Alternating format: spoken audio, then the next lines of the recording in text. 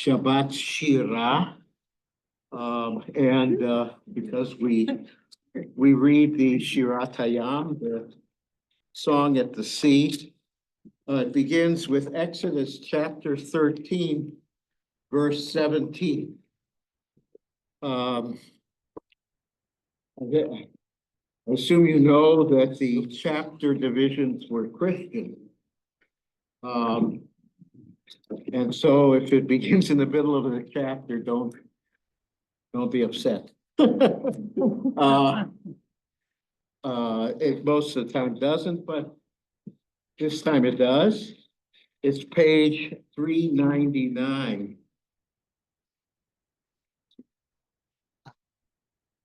Wait a minute. Yeah, 399. The Israelites have left Egypt, and God deliberately steers them on a circuitous route. They arrive at the Reed Sea. It's not the Red Sea. This is the Reed Sea.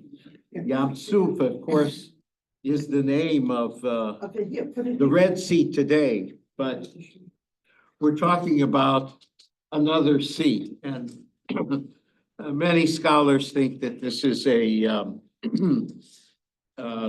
some kind of a small area off of the Mediterranean, where the tide comes in and the tide comes out. Not the big Red Sea. So I don't want to wreck your imagination of this gigantic sea splitting with the wall. It's probably not that. Like it's called, it's silent, they call that silent show. They are the same letters, So but could it rather than read see at the end what they thought was the world? I don't think so.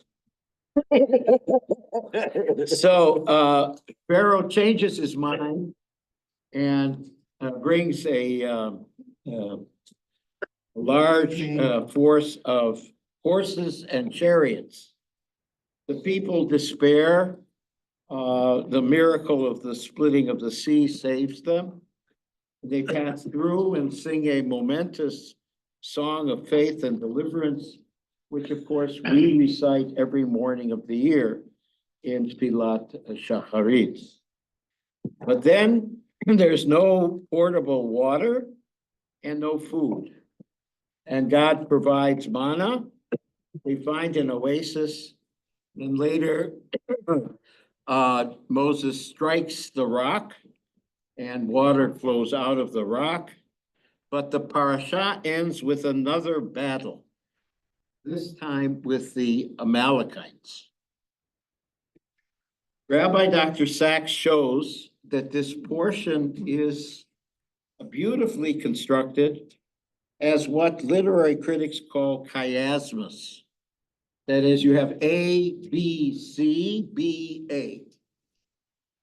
The A are the battles. There's one at the beginning with the Egyptians. There's one at the end with the Amalekites. And B, C are the crossing of the sea. In the middle, the crossing of the sea and the Shirat Hayam, the song. The splitting of the sea recalls the story in Genesis 15, page 84, to remind you, way back in Parashat Lech Lecha, page 84, if you go to page 83, you start on verse 7. Then God said to him, I am the Lord who brought, this is to Abram, I am the Lord who brought you out from Ur of the Chaldeans to assign this land to you as a possession. And Abram says, oh Lord God, how shall I know that I am to possess it? God answers, bring me a 3-year-old heifer, a 3-year-old she-goat, a 3-year-old ram, a turtle dove, and a young bird. And Abram brought all of those animals. and cut them in two.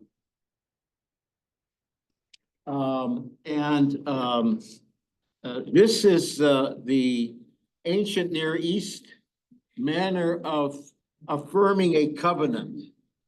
You have two sides, each side of the covenant, and you split them, and that's kind of a symbolic affirmation of the covenant. So the splitting of the sea can be seen as kind of God now affirming his covenant, not with Abram, but with the whole people. This splitting also kind of symbolizes the departure from Egypt and the entry into the Midbar, into the wilderness. And so in Egypt, obviously, they were all subject to Pharaoh. Now they're in the wilderness where there is no king, but God is king. We can see this symbolism as the Israelites from being Avadim b'Mitzrayim, they now become Avdei Hashem. Instead of being slaves to Pharaoh, they now become servants of God, Avdei Hashem. This is It's the same word. Yeah. it is the same word. Yeah. Yeah, avod means to work, but an eved is a slave. But obviously, we don't want to say we're slaves to God, so we're servants of God. It also means to worship. It also means to worship. That's correct. La'avod, avodat Hashem is the worship of God. Avodah shebalev is prayer, because the avodah that was done in the temple, we no longer obviously do, since there's no temple, thank God. I don't know if you've ever been to a stockyard. The reason they use incense. Stockyard. I always laugh when I see Ready to be Catholics with their incense. Uh-huh. Nothing's there. They don't need the incense. But boy, at the There's nothing. stockyard, you need it, but it doesn't help much. Okay. Instead of talking about the middle of this week's parasha, I want to talk this morning about the beginning and the end, the two battles. The battle at the shore of the Reed Sea at the beginning of the parasha, after 400 years of slavery. I think it's more likely that it's 4 generations, but I don't want to, again, break another imagination. But in any event, the Israelites are free. And at the end of this week's portion, the Amalekites, a nomadic tribe living in the desert, attack the people of Israel. You turn to page 421, the very end of this morning's portion.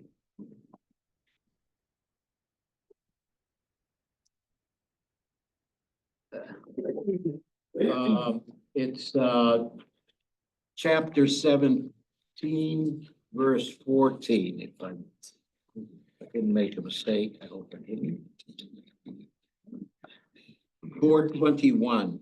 The Lord said to Moses, inscribe this document as a reminder and read it aloud to Joshua. I will utterly blot out the memory of Amalek from under heaven. And Moses built an altar and named it Adonai Nisi. This said, it means hand upon the throne of the Lord. I'm not going to go into that.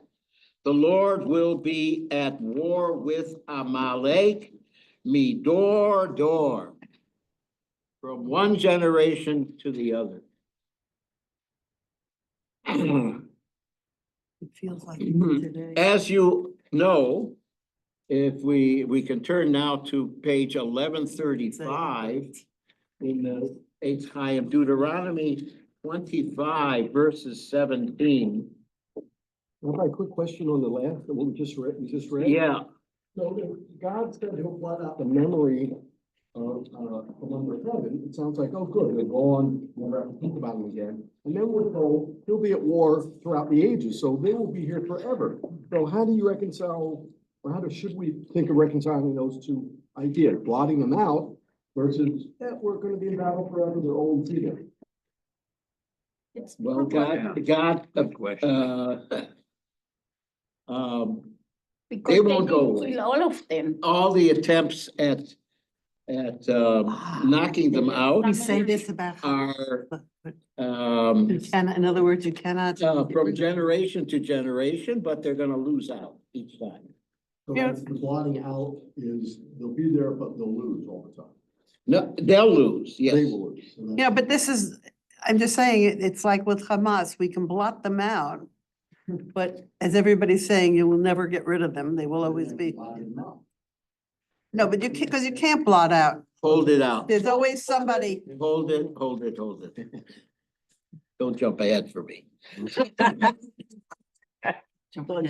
Verse 17, we are commanded, Zachor et asher asa lecha Amalek. We read this as the maftir every year for Shabbat Zachor,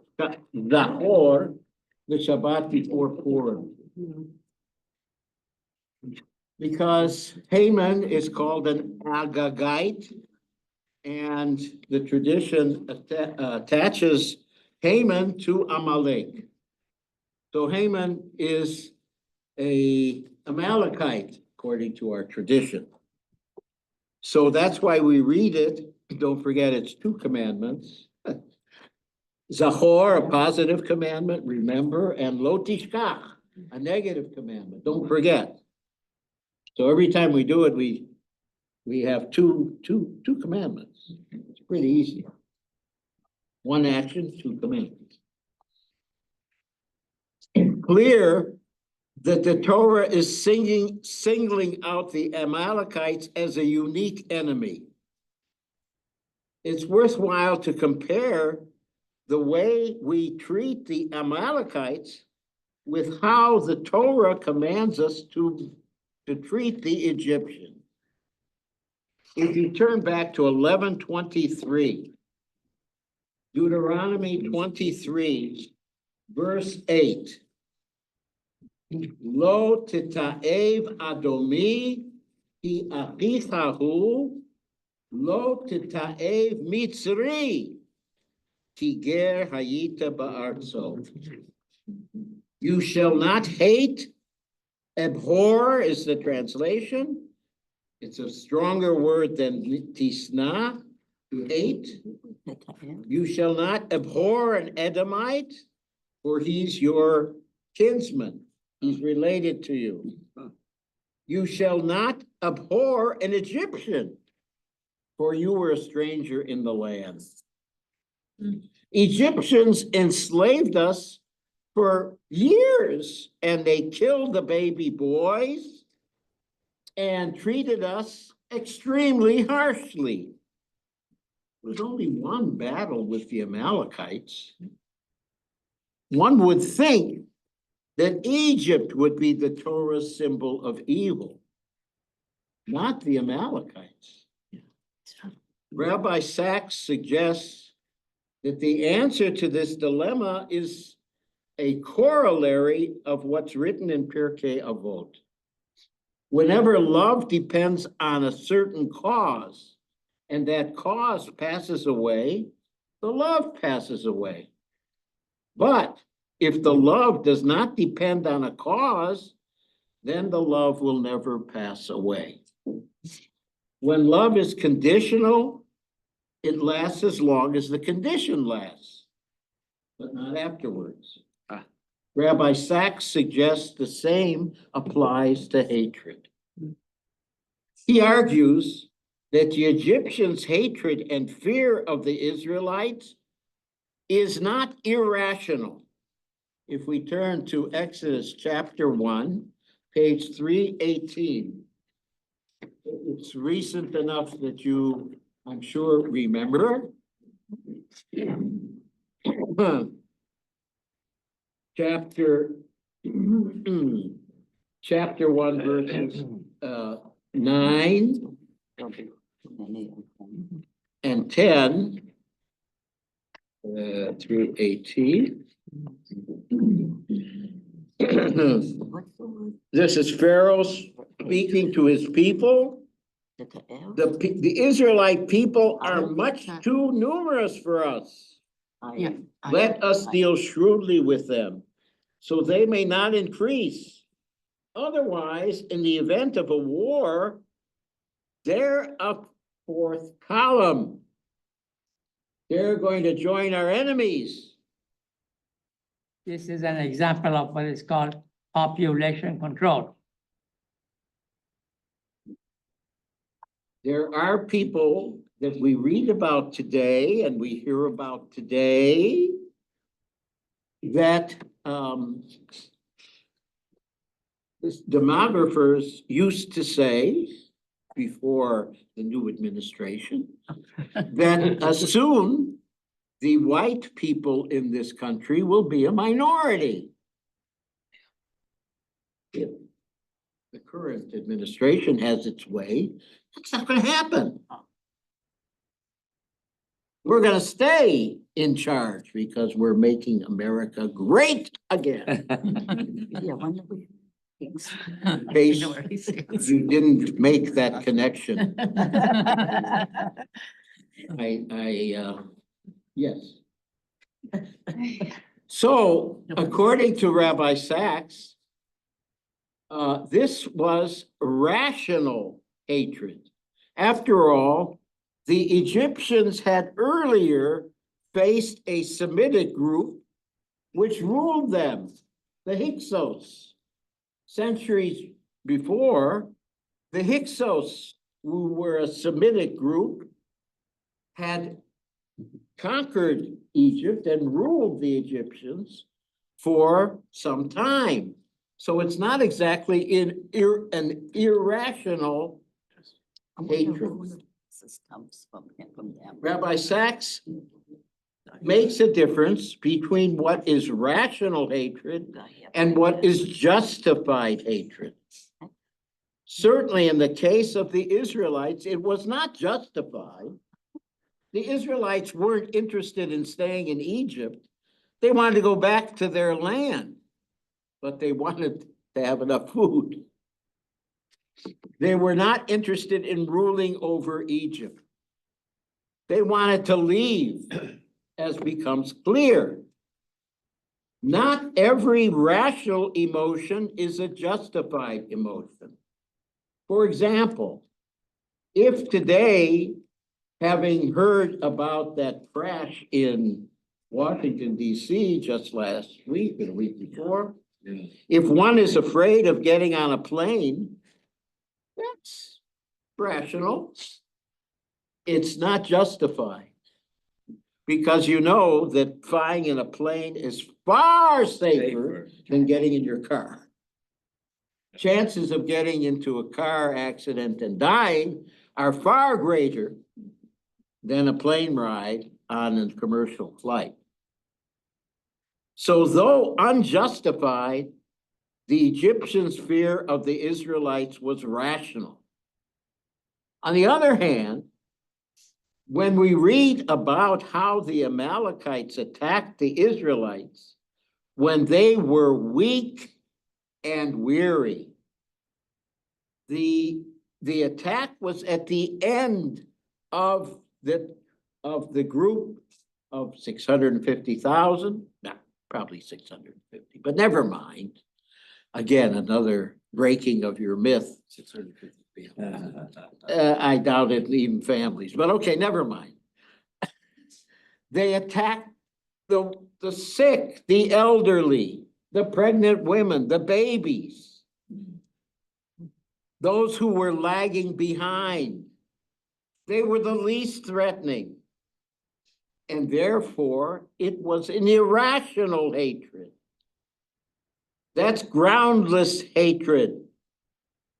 The Egyptians were afraid of the Israelites because they thought they were too strong. The Amalekites attacked the Israelites who were the most weak. Rabbi Sachs argues it's possible to reason with rational hate. There was no reason to fear, for the Egyptians to fear the Israelites once they left. But irrational hate has no logical cause, and it may never go away. This is the type of hate symbolized by Amalek. All one can do with this kind of hatred is to remember it, to confront it, and to defend ourselves against it. There's such a thing as rational xenophobia, fear and hatred of the stranger, the foreigner, the one who's not like us. But when an emotion like fear of strangers is rational, though unjustified, eventually it goes away. The newcomers acculturate and become integrated into the society. Think back to our ancestors. I don't know about you, but my father came in 1902 as a baby.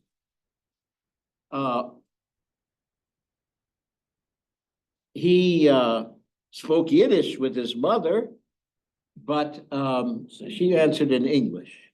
And his English was quite good, thank you. And though he dropped out of school at a very young age because his father died, he was the oldest of 6, and he felt he had to go help his mother. So he went and sold newspapers, so I'm told, as a teenager. But he educated himself, was quite well educated, in fact, even though it wasn't in school. But his children all went to college. And one of them even went to graduate school.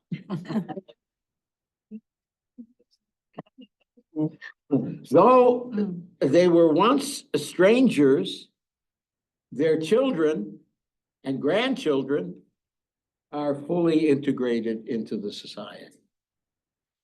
Throughout our exile, we Jews have faced xenophobia. We live by a different calendar. We celebrate different holidays. We pray in a different language, and we mark Shabbat on a different day. I think back to a text which I was very close to many, many years ago. Targum Sheni to Esther, it was supposed to be my dissertation. In that text, which is really a midrash on the book of Esther, when Haman comes to Achashverosh and said, these people, they're not like you. They're not like us. They're different from us. Convinces him that they should all be killed because they're not like us. Targum Sheni has a long, which my theory was, it began as kind of a kids exercise, going through the year, all of the months in which we have holidays, and we won't do business because it's holidays. And every week there's a day when the Jews won't open their stores. And it goes through all the things that make us different.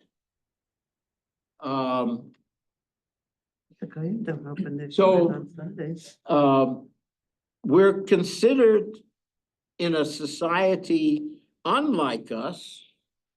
We're different. And as long as we stay different and don't assimilate completely, there is anti-Semitism. It's interesting that anti-Semitism predates Christianity. The Latin writers didn't understand Shabbat and were very much questioning all kinds of things about Jewish practice. The Gospel of Matthew in the New Testament, the early church fathers preached hatred of Jews because of our refusal to recognize Jesus as the Messiah. In the Middle Ages, we were accused of poisoning wells, of spreading the plague, and most absurd, of using the blood of Christian children to bake matzah. And even to kill the host, which is that little cracker that is given in the communion at the Catholic Church. Jews were accused of taking a sword and smashing the host as if to kill Jesus again. The European Enlightenment, with its emphasis on science and reason, was expected to end all such hatred. However, the scientists developed theories of race and considered Jews a race, and not only a race, an inferior race. In the 19th century, Jews were hated because they were rich and because they were poor, because they were capitalists and because they were communists, because they were standoffish and kept too much to themselves, and because they infiltrated everywhere. Does that make sense? The Protocols of the Elders of Zion, a literary forgery produced by the Tsarist secret police in Russia toward the end of the 19th century, and publicized widely in the United States by Henry Ford, held that the Jews controlled all of Europe. The Christian hatred of Jews was imported to the Near East, and the Jewish settlement in the land of Israel, which of course the Romans called Palestine after the Philistines. This Jewish presence was unacceptable to Muslims as well as to Christians. For Muslims, we were settling land which had been conquered centuries before by the early Muslims. And the Temple Mount in Jerusalem, the Haram al-Sharif, is the third holiest spot on the face of the earth for Muslims. Mecca, Medina, El-Quds. El-Quds is Jerusalem, the holy city, Kodesh, Ir HaKodesh. For the Christians, the fact that Jews were exiled from their land and had to wander around the world was interpreted as God's punishment for our rejection of Jesus as the Messiah. It took decades for Christian leaders, including the Pope, to accept the fact that Jews, we have the state of Israel. Rabbi Lettofsky, why did the Muslims get to Jerusalem? I mean, why did they dafka pick? We understand the Christians, but why did they dafka pick? There's a story that Muhammad, the prophet of Islam, at the Temple Mount, miraculously was taken up to heaven. But why did they want to be there? In other words, all these stories are still made up to some extent. He was at Mecca, he was at Medina. Yes, but he was also, that was one of the miracles in his life, and it became a holy site for them. But in other words, they wanted the same holy site as the Jews and the Christians. Yeah. Okay. Much of the Quran, I mean, it's clear, now I'm not giving you the Islamic traditional view, which is that the whole Quran was dictated to Muhammad by the prophet Gabriel. And it's all words of God. That's the traditional Islamic belief. Okay. Scholars who don't share that belief understand that Muhammad was a caravan driver. First of all, there were 3 Jewish tribes in Medina where Muhammad came in 522 from Mecca. It was a major city and there was fighting going on. And Muhammad made peace among the Arab tribes by giving them a common belief that united them and a common mission in the world to convert the pagans to a monotheistic belief in Allah, whose prophet was Muhammad.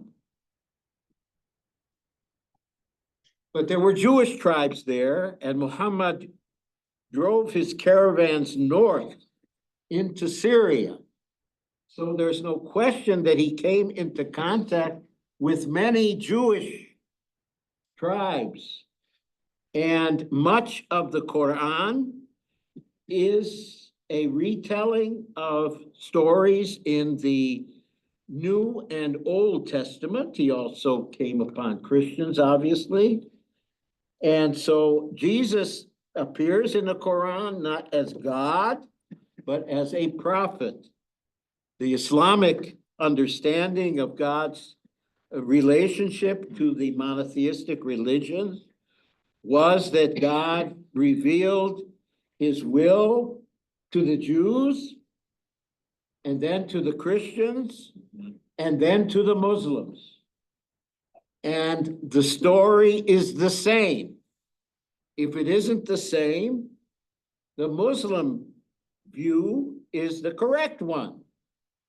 Now that's their belief, because Muhammad was the seal of the prophets.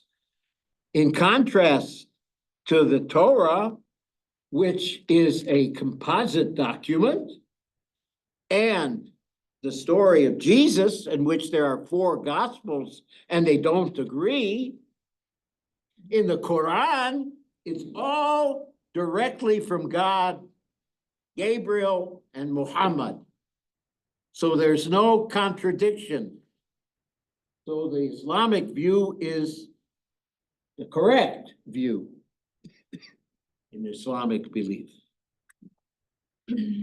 Scholars think that many of the midrashim that are included in the Quran are, among them are midrashim that are not known in the Jewish traditional texts of midrashim. They were probably outlying groups who had their own stories that Muhammad changed them, whatever. In any case, there's a lot of overlap. If you read the Quran from a Jewish perspective, it's not an easy book to read, by the way, if you ever tried it. I mean, in English. Arabic is a different story. It's kind of goes all over the place, and but a pious Muslim would memorize the Quran in Arabic, even if they didn't know Arabic. It's sung like the Torah is sung, not obviously not our trope. But if you listen to the North African trope, it's much closer to the way that Muslims, at least in North Africa, chant the Quran. Very regrettably, in recent years here in the United States and all over the world, we're seeing a tremendous increase in anti-Semitism, sometimes expressed as anti-Zionism, or the denial of the right of Israel, of the state of Israel to exist. Not all hostility to Israel or to Jews is irrational. And there it's, where it's not irrational, is based on deeds or statements, you can reason with the people who believe that. It's certainly legitimate to question actions of the Israeli government, but not to deny the right of the state of Israel to exist. There is irrational hatred, and it cannot be defeated with logical arguments. It must be confronted, and we must defend ourselves against it. Amalek never dies, but neither does the Jewish people. And we continue to testify to the victory of the God of love over the madness of baseless, irrational hatred. Comments, questions? In Yes. terms of the Aleinu, which stands out to me as being some sort of idealized conception of a world to come where people will worship one God, etc. You're So speaking if of the that is the second case- paragraph of the Aleinu. It's If that's the fascinating- case, it's a where does fascinating- Amalek stand? Will it Amalek, be an Amalek then? I think Amalek is And Tapalin. No, I think the prophets who are quoted in the second half of Aleinu. By the way, Aleinu is a wonderful paradigm for what I would argue is authentic Judaism. Mhm. The first paragraph, Aleinu l'shabech, it's our responsibility. Shehem, we don't have it in our Siddur. Shehem mishtachavim lahevel v'rik. God made us different. They, the pagans, worship nothing, emptiness. But we worship the God of heaven. That's very particularistic. Yeah. It's a very strong statement of we being God's special chosen people. So doesn't this contradict the idea Wait. that Amalek will Wait. always be there? The second paragraph talks about a universal view when all people will recognize the God and bow down as we do to God. So we have a particularistic view and followed immediately by a universalistic view, and they are both Jewish. And if we don't have both of them, it's inauthentic. If all we're concerned about is Jews, and we don't pay any attention to the world, it's not Judaism.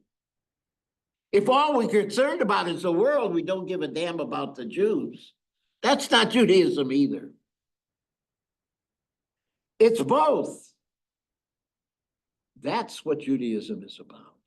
I remember when I was an undergraduate student in 1956, and the war broke out with Egypt, France, and Israel invading, with Israel, France, and Britain invading the Sinai. And at the same time, there was a Hungarian revolt. And I remember Jews who were very upset about the Hungarian revolt and didn't give a damn about what was happening in Egypt. No, of course we're concerned about the world. We live in this world, but we have an obligation to do the best we can to make the world better. But that's not neglecting our own people. We have to do both. Amalek is not talked about in Aleinu. Okay? So in Mashiach Zeit, we'll worry about it. First, we got to get Mashiach. Yes. So concerning the second paragraph, when they say, bow down to God. So is that because the Christians have monotheism, the Muslims have monotheism, it's filtered through the prophets. But does that mean it's the same God? Do we have, what's the Jewish view on other monotheistic religions? I believe, and I'm not alone, that there are many paths to the one God. Mhm. We have ours. Christians have theirs. I love what was Rosenzweig said. We don't need Jesus to bring us to God. We're already there. God made a covenant with us. The pagans need Jesus. Okay, fine. Gesundheit. The Muslims need Muhammad. Oh, okay, fine. As long as you come to the same God. You call him Allah, we call him Hashem. It's the same God. God is greater than we are. He's less than we are. He's not God. So we come with different names, with different paths, but there is one God.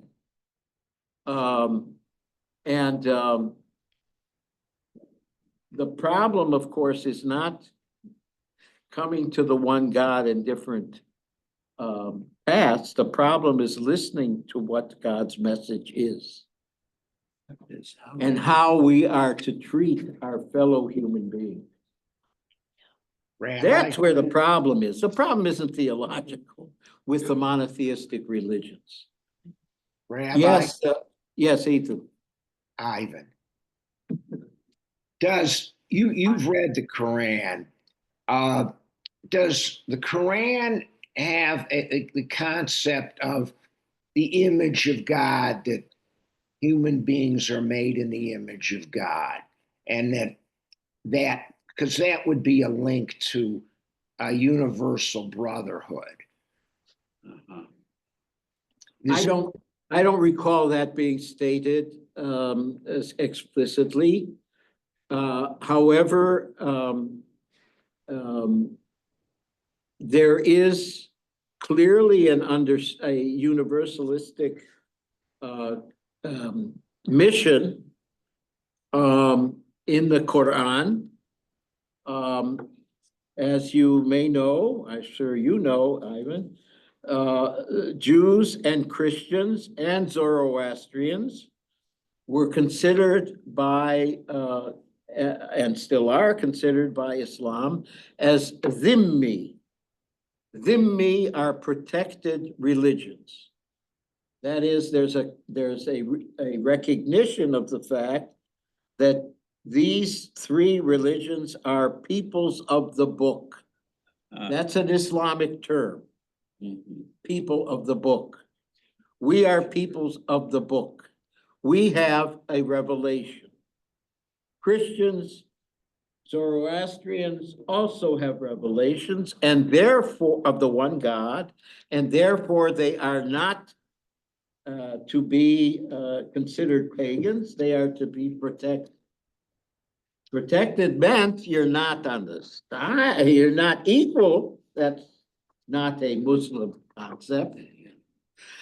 You are subservient, but you are not an object of war. You are to be protected. There was a certain poll tax that Jews had to pay in many places.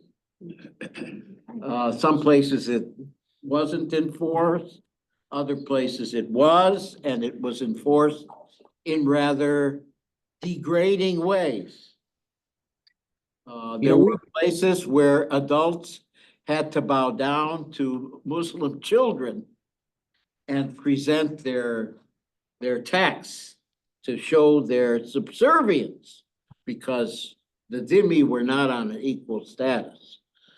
But there were other places where they just forgot about those taxes. Jews, in fact, there were times in Spain and elsewhere where Jews were able to rise to very high positions. Of course, that became very dangerous because when the new ruler took over, it's